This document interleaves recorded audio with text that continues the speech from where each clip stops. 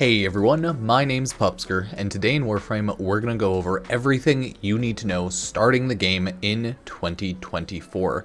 Think of this like a returning player's beginner's guide to Warframe. We're going to go over all of the general stuff, every menu in the Orbiter window, and the Starchart, and everything like that, so that you can get a good understanding of all of the maps in Warframe and all that there is to do and what everything kind of is. So hopefully that helps, and as always, if it does help, remember to subscribe, like, comment down below if there's anything you think anyone needs to know or anything I missed, because Warframe's huge. It has an endless amount of things to know, so let me know. And as always, if you want to support the channel, you can use Epic Games creator code Pupsker if you ever buy anything on the Epic Games Store, Fortnite, Warframe, Genshin, Honkai, anything like that. It helps me out, so thank you, and let's get on with it. So Warframe as a general game is an MMO-like styled game. It has all the features of MMOs, clans, customization. It has multiple different play styles, settings, etc. So it very much is similar and managed like an MMO, but it's an MMO light. The max player count in missions is essentially 4. Had missions with 8 players, but no, the maximum amount of players is 4. You can do the entire game solo, 1 player, so it's an odd game like that for sure. It is a shooter, third-person shooter, first-person shooter, depending on what guns you use sometimes, but mainly third-person shooter, where your goal is to become the strongest you can be. Collect everything, become as strong as you want, and feed the power fantasy. The game is essentially a power fantasy horde mode shooter in many ways, okay? It blends a lot of genres like that, and the gameplay is goofy as hell, where you can just slaughter all of the enemies endlessly across all of the missions. So that's the intro into what Warframe essentially is. Let's go over the starting hub section with the navigation map. So this is where all the Warframe missions essentially take place. We have the base Starchart right here on regular mode. We have the Zerman, a newer area, Void, a known area to farm relics. We have clan dojos, we have Europa, Jupiter, and everything in between. Kuva Fortress, Pluto, Sedna, Phobos, Eris, Mars, Deimos, Ceres, Earth, Lua. This is the general Starchart of the game. All of these are missions and nodes you have to unlock. Click onto it, you can see all of the mission nodes here. Click onto it, you can see all of the mission nodes here. The part in the top right is essentially your UI HUD, where everything's going on. Alerts for arbitrations, which is a game mode. Weekly alerts to get some loot and help out Clem. Kuva siphons to farm Kuva. Nightmare missions to farm if you want nightmare missions, nightmare mods, good drops, etc. and so forth. We have invasions where we can farm certain items, sometimes weapons and parts for separate weapons, right? Snipetron, Vandal Barrel, Strun Wraith Blueprint. This is the progress on Fomorian and Razorback. Then we have Syndicate missions, which can gain you standing, as well as the Sanctuary and Elite Sanctuary Onslaught missions, which are known to be very good leveling missions, all things considered. We have Void Fishers, where you will unlock and crack open relics, as well as Requiem relics, to unlock prime Warframes and weapons, which are essentially boosted, stronger versions of the base Warframe or weapon. We also have Sorties, which is a daily game mode where you run it and you win some good loot. So one of those. We have Archon hunts later on in the game where you run the missions and you get some good loot every week. A lot of this can be unlocked later on in the game. Of course, I'm unlocked to the end game as much as you can really be considered almost. So I only have to farm random items here and there, nothing of huge substance, but it is a very long game, has many quests, I think 54 plus Warframes and hundreds of weapons. In total, the game has, if you go to your profile, this is me, I'm Pupsker 084, the one and only, 727-ish weapons and Warframes and items to level up and unlock, and that's not even including some of the ones that I haven't quite found or one-time bonuses. So it is a very big game. Don't forget that. It's huge. You have different game modes such as Duviri, where you run the circuit, Duviri Experience, Lone Story. It's kind of like a roguelike game mode. You will beat the quest, the Duviri Paradox, and then you'll unlock this. Try it out. You'll see what Warframes and weapons you have unlocked for this run. Steel Path in Warframe, it's a little toggle here. You unlock it when you do everything in the base Starchart once. So pretty much beat the game base mode once. And then it's just hard mode with more loot that drops, so you can always tick it back to normal mode and then tick it back to Steel Path, which is just more loot. It's another thing. You can click Dormizone here, which is just another little area you can chill in, little open area. We also have Railjack in Warframe, which is space missions mixed with Warframe mission gameplay, and you also have Warframes flying in the space areas with different space weapons and arc wings, which make them fly, and it has multiple different smaller game mode styles as well, and this is the one with a giant ship called a Railjack. So you build up your ship, you build up your Railjack, you fly around, you kill a bunch of enemies. Some people really love it, some people really hate it, but that's the thing about MMO styled games and Warframe. It has so many things, not everything you need to do or you need to do a lot, and a lot of it's really easy to forget about. So it has a bunch of open area, little Railjack spaceship missions here. So lots of missions to do and a lot of missions to run. It has a monthly, or sorry, I guess like not monthly, but yearly battle pass that swaps out every X months. Unknown, really, every like couple quarters or so of the year. So that's just a non-paid battle pass. You just do missions, get loot. It also has a store because you get battle pass Nightwave credits to buy items, loots, mods, etc. and so forth. So it's pretty fair. You can get some weapon blueprints out of that, some Warframe blueprints sometimes, not really, but mainly weapon blueprints, formas, stuff like that. You can get good loot once in a while, okay? Catalysts and reactors mainly, I should say. So you can get some good stuff. That is the base navigation. It's a huge map, I know. Right here in Warframe is where you have the news section. You can click on general news or community news, Twitch drops. I often make videos on a lot of the stuff that pops up here and there because people want to know, and a lot of people like going to YouTube, of course, right? So that's the news section. Here we have Conclave, which is Warframe PvP. It is awful. People do not like Warframe PvP, but it exists. There is a 1v1. It's free for all, essentially. Not 1v1, sorry, 1v all. 4v4, 4v4 capture the flag, and then 3v3 sports ball mode. You can do loadouts, set a lot of stuff, swap it around, stuff like that. So you can always do that if you want. We have the Codex section right here, which is the pretty much history of everything in Warframe. Has all of the quests here, where you start some quests. Has all of the universe lore information on things you've acquired across all of Warframe right here. Has Liverian, which is lore, training stuff if you want to know how to do stuff. So if you ever need to know something, you can look around here, try it out.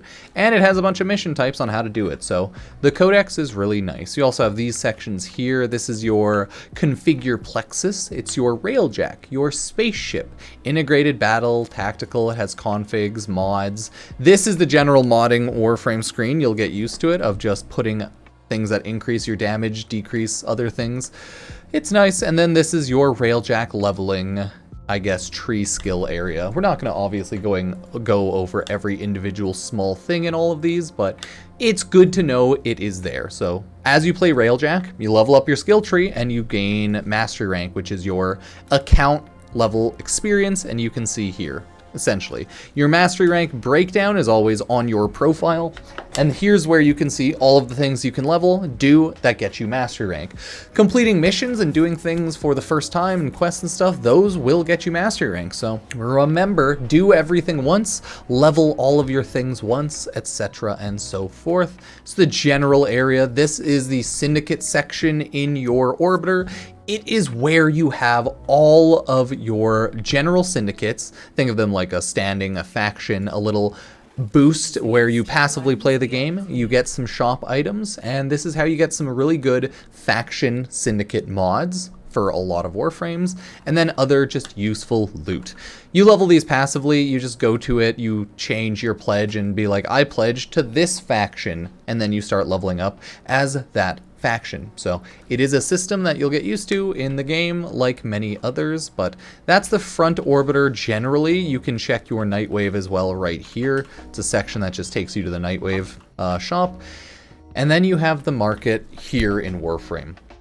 The market in Warframe is huge. It has two currencies essentially, credits and platinum. Credits are the farmable in-game money currency, and then platinum is the premium currency you buy with money, but you can trade with players and you can also earn platinum via trading with players, right? Only trading. You can win giveaways, but other than that, you'll get platinum by spending money or trading with players who have spent money, one or the other. It's where you can buy all of the skins in the game possible, all of the bundles, prime access.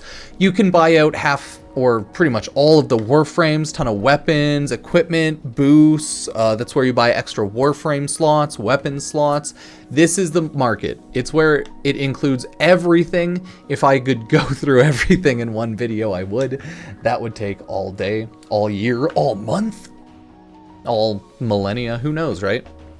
So this is just where all of the info is. You can click on the Whispers in the Wall, which is the latest update while I'm recording this, and that just shows the latest Whispers in the Wall update items that you can buy. So yeah, it's where you spend money to buy things, right? No shock there. It has a ton of different premium currencies like Regal Aya with the Prime Access system, Prime Resurgence system, which is a new Prime Access system, which just brings back old Prime Accesses, old cosmetics and Warframes that you weren't able to farm for a bit.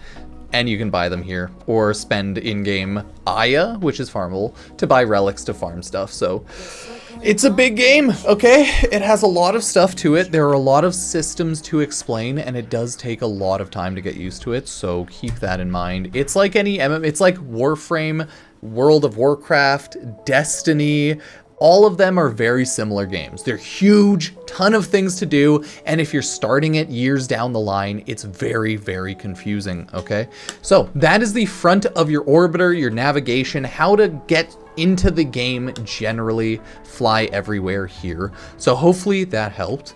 Now we'll go over the rest of your orbiter quickly. This is an area on Earth. It is called Iron Wake. You can unlock it by flying to Iron Wake Drifter Camp, on Earth. You fly to the Drifter Camp on Earth, and that is how you get here. It is after a quest called The New War, and it unlocks a cool little base camp and shops over here, which you will eventually unlock in the game. Don't really need to show you everything there. That's all you really need to know. This is the back section of your orbiter. This is where you will do all of your Warframe nooks and crannies, building and micromanaging of stuff outside of the game's open worlds. It has open worlds, okay? It has a handful of open worlds and open world quest areas. Zariman, Deimos, Earth, Cetus, and Fortuna, all areas that are open world hubs. So this is now your orbiter. This is your management for Warframe. We have the Foundry here, which is building.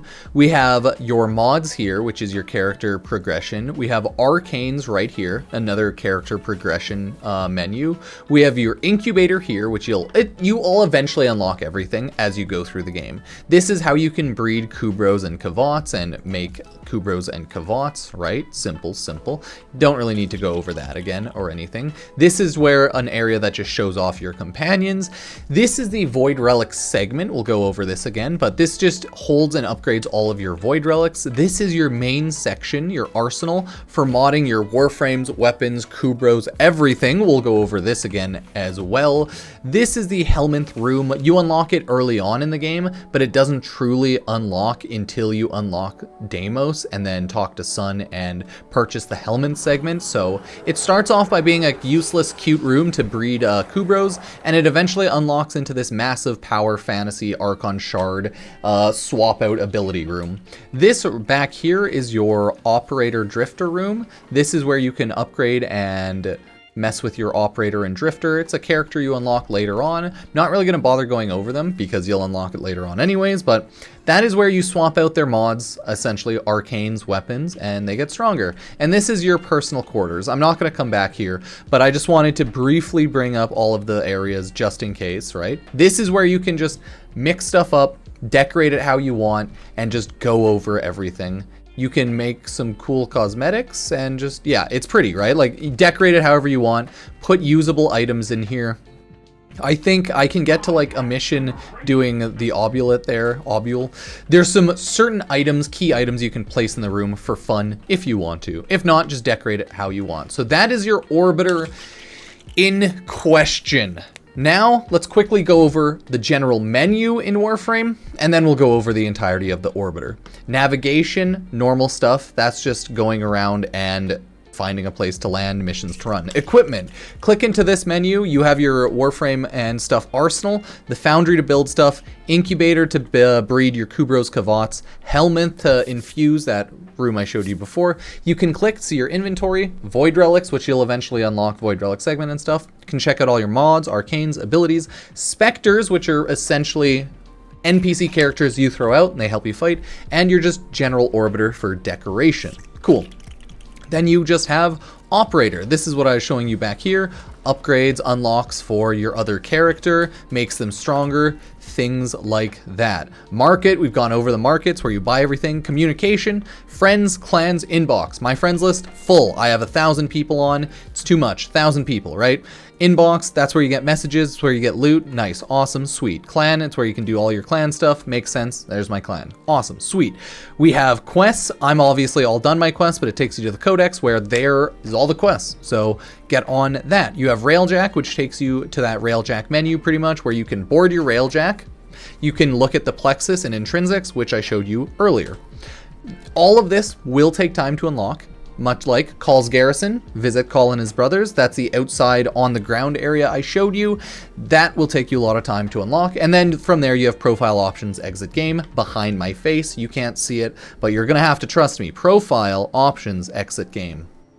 Do you believe me or do you not? Who knows? Now, let's go over some of this stuff in Warframe and talk about it. So, quite simply, this is the Foundry.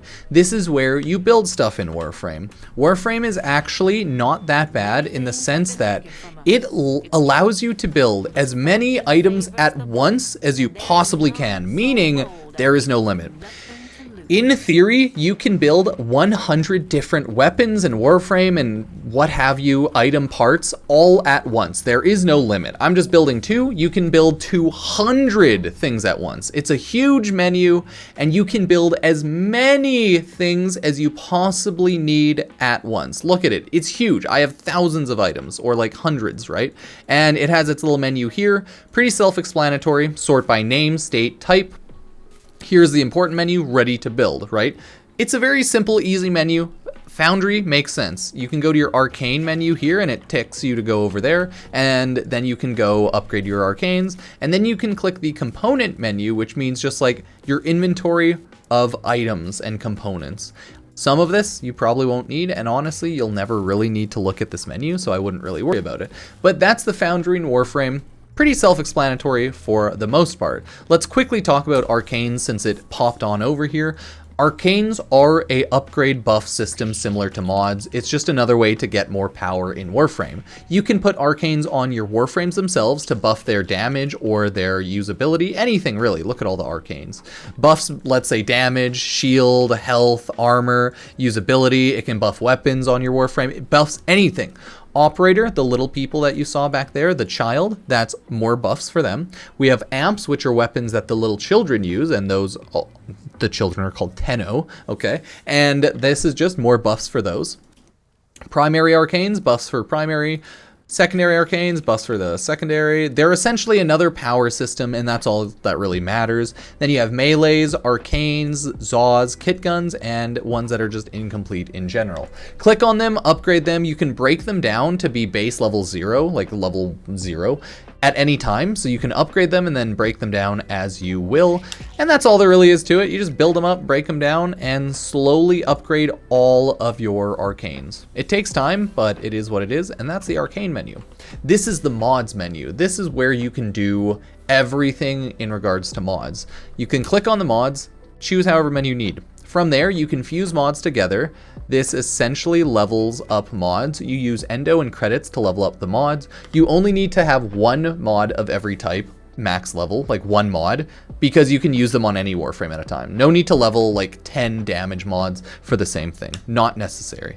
You can transmute 4 of unranked mods for a chance for a rare mod. Might be good if you have millions of credits and a lot of rare mods from running the index, but generally would stay away from this casually. But you can get some good stuff out of nowhere.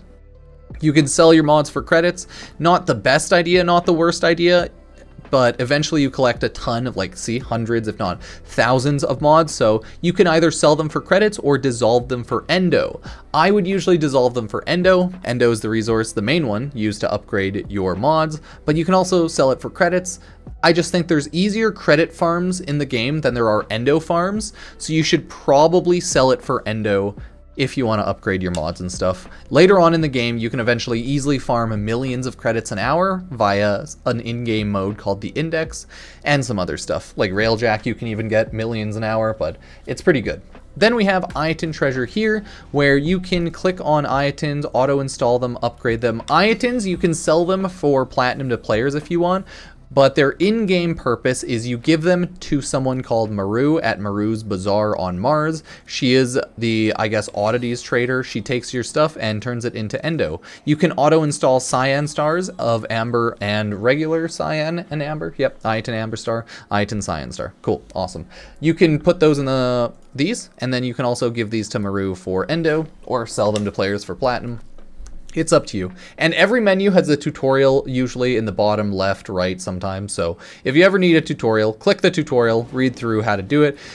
But as you can see, it is a very simple tutorial. And it has multiple pages, but it's still pretty simple overall. So you might not need it, but if you want it, click on it and take a look. You can also filter stuff out here. Filters OP. And all of the filters here and here and here. Oh my. There's multiple different types of mods. Riven mods are like their own RNG gacha system mods. So there's a lot of stuff. It's an endless thing to talk about. From there, we still have the incubator, Arcanes, all of that. We're almost done, not much else to talk about. Here we have the Void Relic segment. This is where you can upgrade Void Relics and Requiem Relics. Void Relics are how you unlock Prime Warframes and Prime Weapons. Again, these are essentially stronger base variants of Warframes and weapons. So once you unlock a Warframe like Wisp Prime, you will never need base Wisp because you have the better one, right? Stats are just better.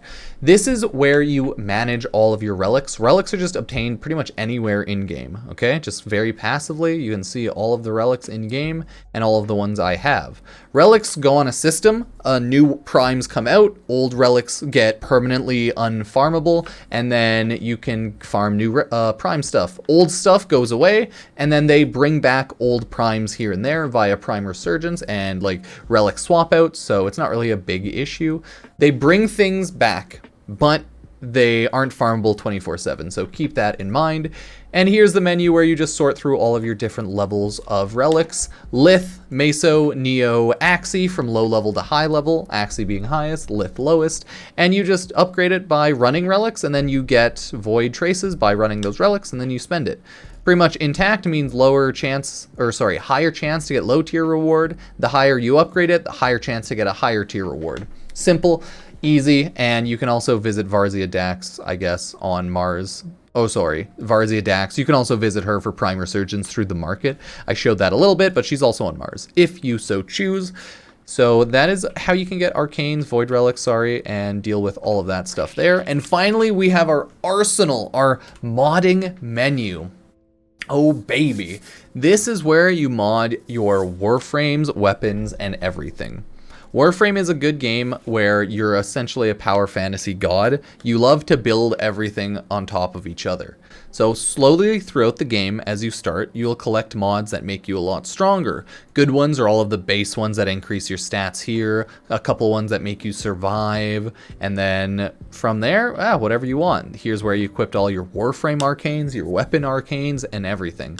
The general menus have different configs that you can save, 1, 2, 3. You can buy config slots, like look at that.